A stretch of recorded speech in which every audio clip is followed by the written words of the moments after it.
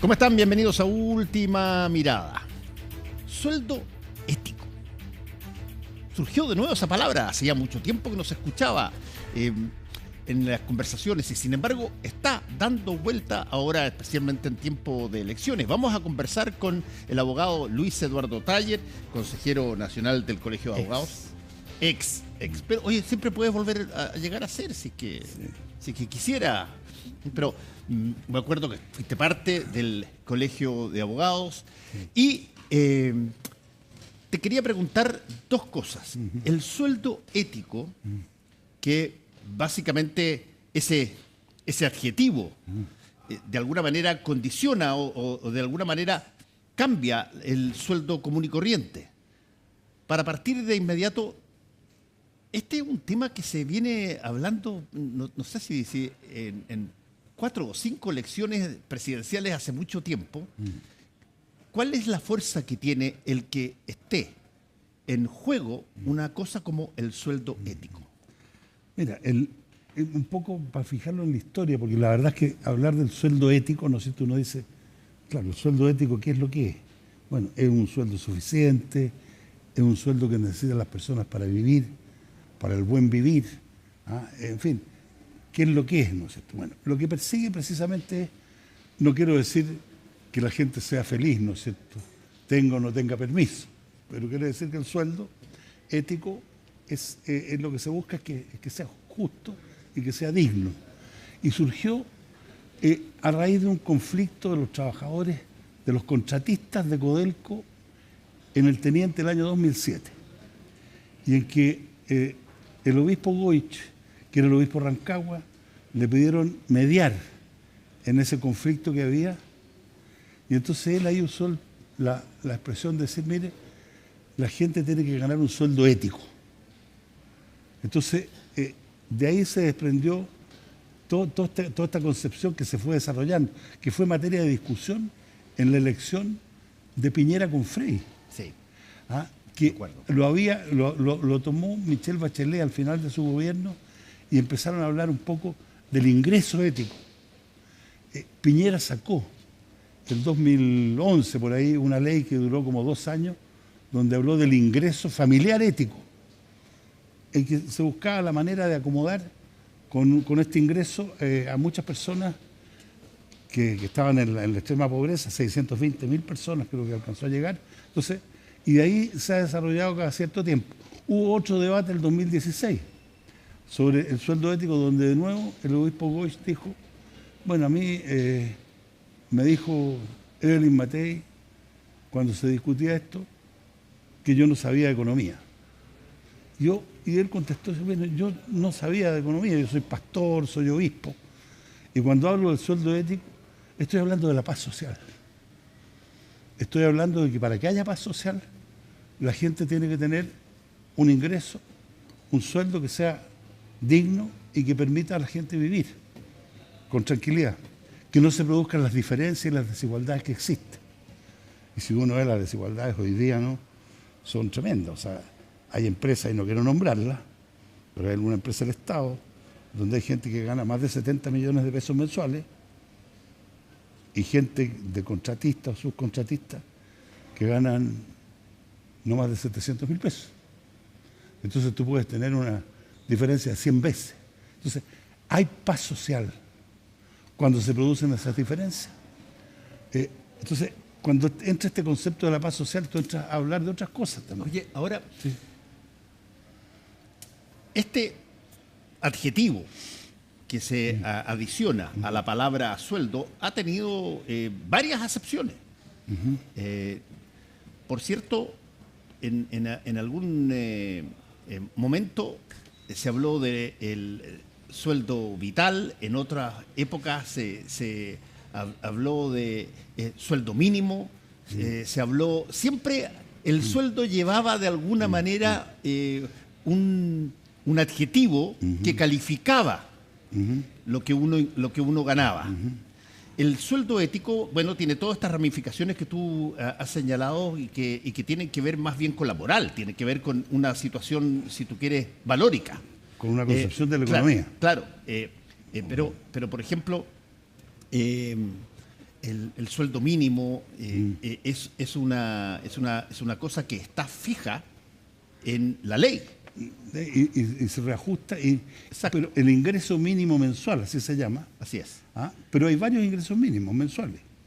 Hay uno que es el que se paga como remuneración, hay otro con el que se calculan algún tipo de pensiones o algún tipo de otras cosas donde no incluyen dentro las cotizaciones, en fin. Pero ese sueldo mínimo, el sueldo vital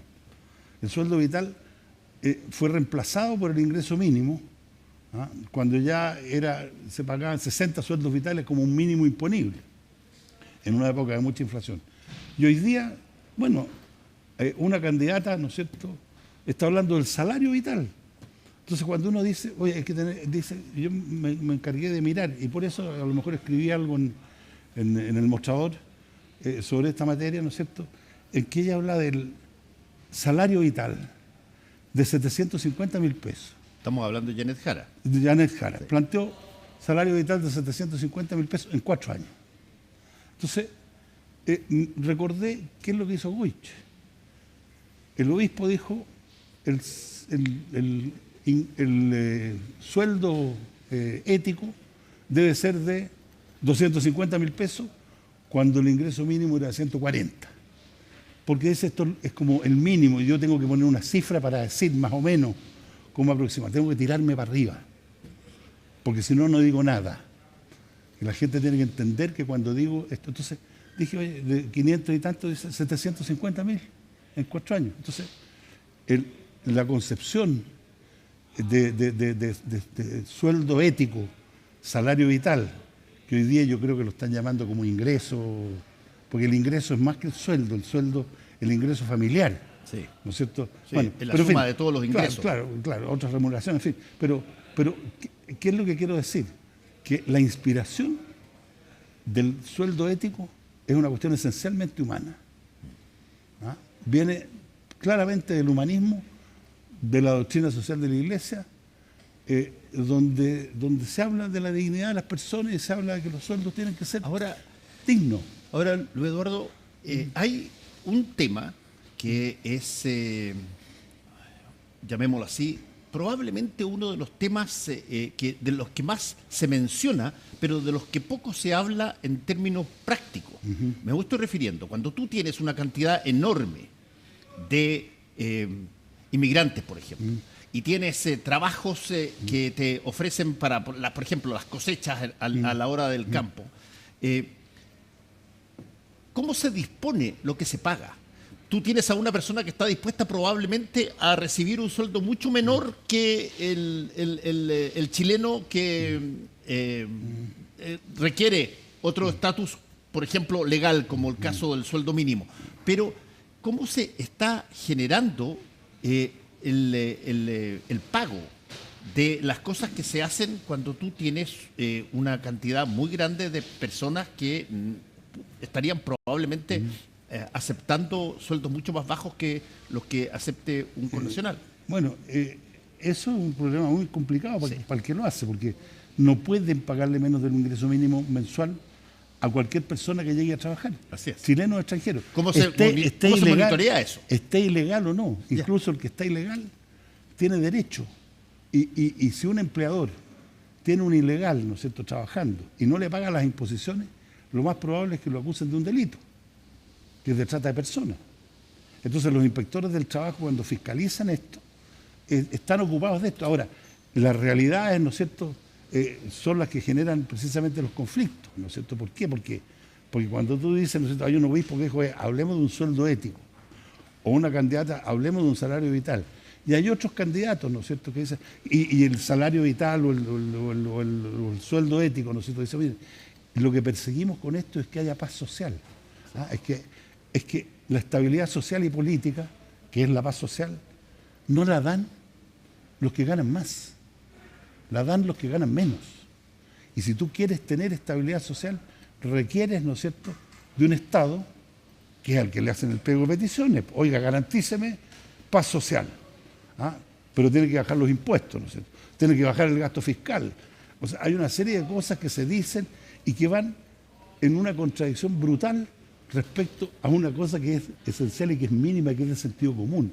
O sea, yo podría decir, ¿no es cierto?, que el salario vital es imagen de la doctrina social de la Iglesia. Ahora, no estoy diciendo, ¿no es cierto?, no le estoy restando valor al pensamiento, ¿no es cierto?, que tenga Janet Jara, pero el sentido común lleva, ¿no es cierto?, a que las personas, para vivir en sociedad, para convivir en la sociedad, requieren tener un mínimo de ingreso, una situación que les permita vivir. Y el Estado, si acaso quiere sostener la paz social y sostener la estabilidad social y política, debe actuar. Y para eso tiene que tener los recursos. Porque sin los recursos se desestabiliza, se produce desestabilización. Y este tipo de situación, ¿cómo se da en otros países? ¿Hay algo en lo que fijarse, por ejemplo, para aprender a hacer esto de alguna manera? ¿O es una cosa individual absolutamente cerrada en cada país? Mira, los ingresos mínimos, se fija, Chile tiene de los ingresos mínimos más altos que hay, digamos, yo creo que en América Latina, en una serie de partes. Y basta ver incluso, pese a las desigualdades que podemos ver. Pero claramente el concepto que introdujo el obispo y que lo tomó la Iglesia después, sí. Porque cuando habló de esto en el año 2016, hubo una conferencia organizada por el Arzobispado de Santiago, la Conferencia Episcopal, para hablar del salario ético, para hablar de la necesidad de que en la sociedad, o sea, la economía, ¿no es cierto?, y la política están al servicio de las personas. No, la sociedad se organiza en torno a lo que es la economía. O sea, gobernar no es saber administrar el presupuesto. Gobernar es lograr conseguir que la gente viva feliz, como decía, ¿no es cierto?, la Nacha Guevara puede haber dicho. En la canción. En la canción dice, aunque no tenga permiso, decía, pero bueno, aquí que tenga permiso. O sea, es una cosa que está dentro de la economía social de mercado. No estoy diciendo que sea una política socialista, ¿no? Es un poco de humanidad que hay que meterle. De hecho, países, por ejemplo, europeos, muchos países europeos tienen esto como norma absolutamente vital. Es como el TESDE. Uh-huh. En la situación de que tú no puedes ganar menos que un salario que efectivamente te permita lo mínimo. Claro. Ahora, lo que pasa es que eso se fija aquí, pero el salario mínimo, el sueldo mínimo, el ingreso mínimo mensual es más bajo que el sueldo ético que planteaba el obispo, porque tiene que subir un poco más, que a la gente le permita vivir sin apremio, ¿no es cierto? Porque el sueldo mínimo, ¿no es cierto?, si uno lo mira así, claro, y dice, oye, este gana 700.000, está sobre el ingreso mínimo, pero el gerente general gana 70 millones de pesos mensuales. Tú dices, oye, aquí hay una desproporción. O sea, uno ve países europeos, los países nórdicos, donde la relación entre el que gana más y el que gana menos, no creo que sea más allá de 1 a 10. Sí. Ahora, ahí hay un punto, hay un punto, si tú quieres, que es el que cada cierto tiempo se sincera, porque en realidad uno dice, oye, la gente gana de acuerdo a lo que produce. ¿Y cómo se mide la diferencia de producción entre, qué sé yo, un gerente general y un obrero? Ahora, lo que pasa es que también si lo medimos en función de la productividad... Sí, exacto. La productividad es una cuestión bastante compleja de poder definirla porque, no sé, pues a veces la productividad la da una máquina o a veces la da la productividad al que sabía cómo apretar el botón ese, ¿no es cierto?, que descubrió... o apretar el tornillo, ¿no es cierto?, que dijo, oye, pucha,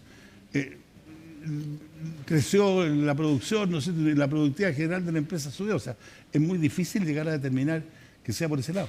Pero cuando uno habla de los mínimos, sí, planteó Yarna Proboste y Boric en la campaña anterior, plantearon la pensión básica universal, que no salió mucho, pero Piñera, que entendió lo que era, sacó la pensión, ¿cómo se llama?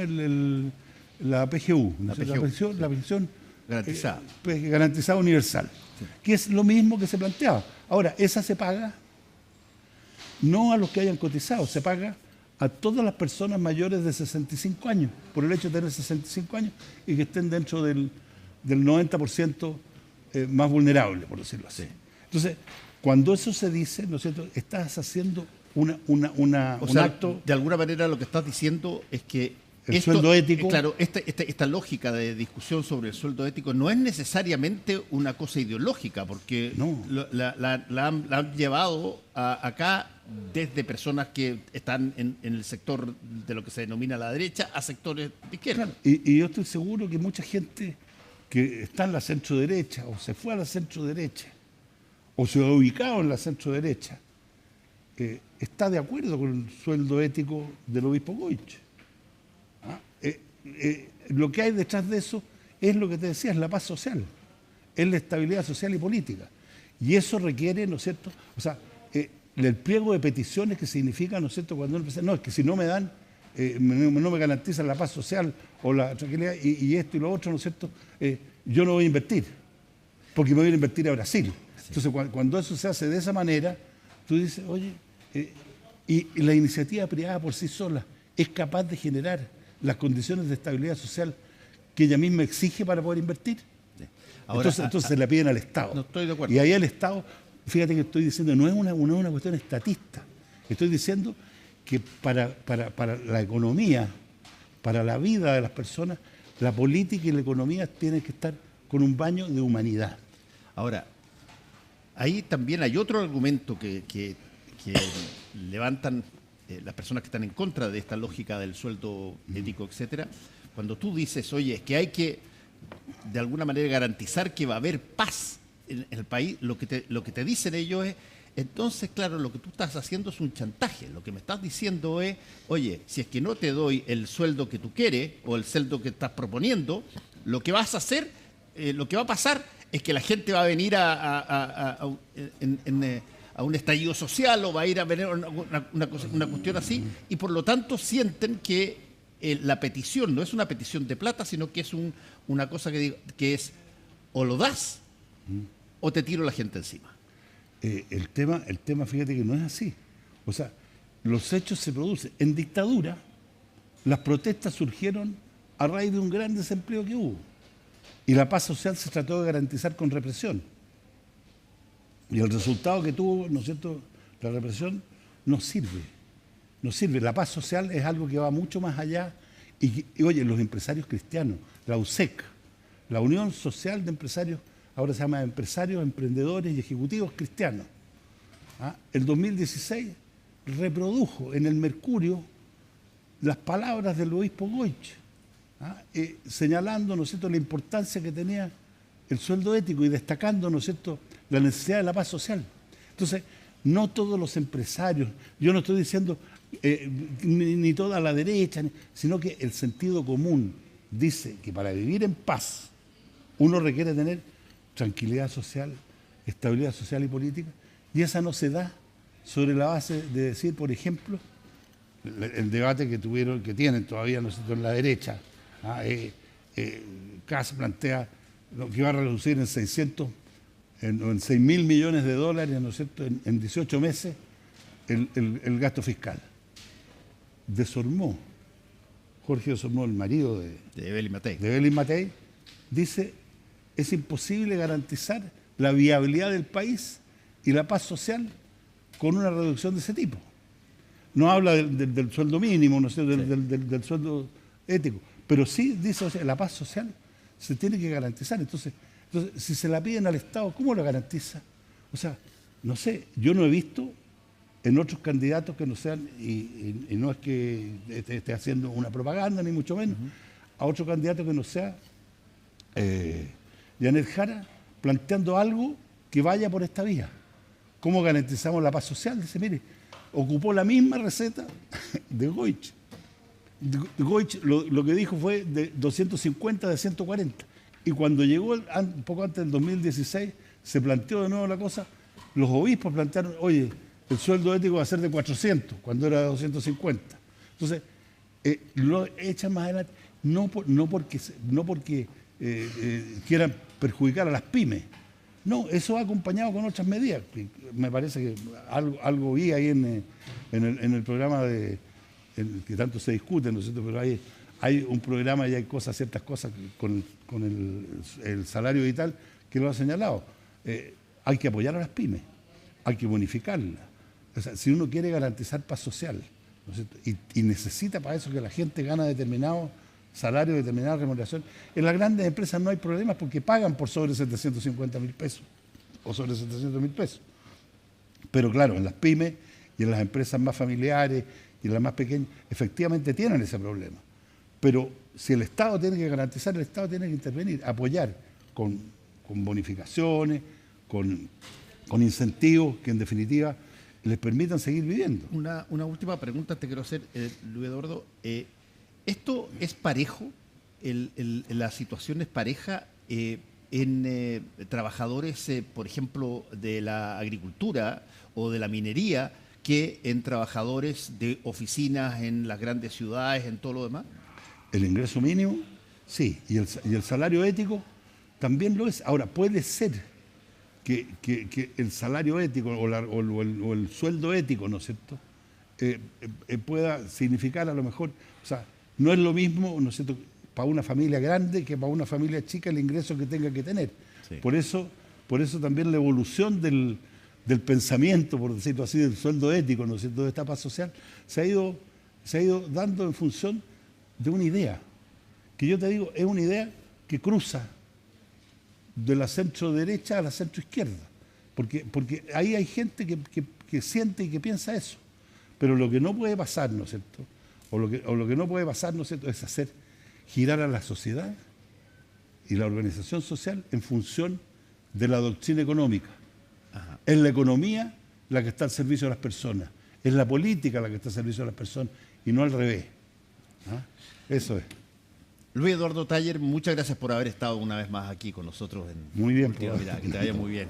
A todos ustedes nos encontramos mañana. Tengan ustedes buenas noches.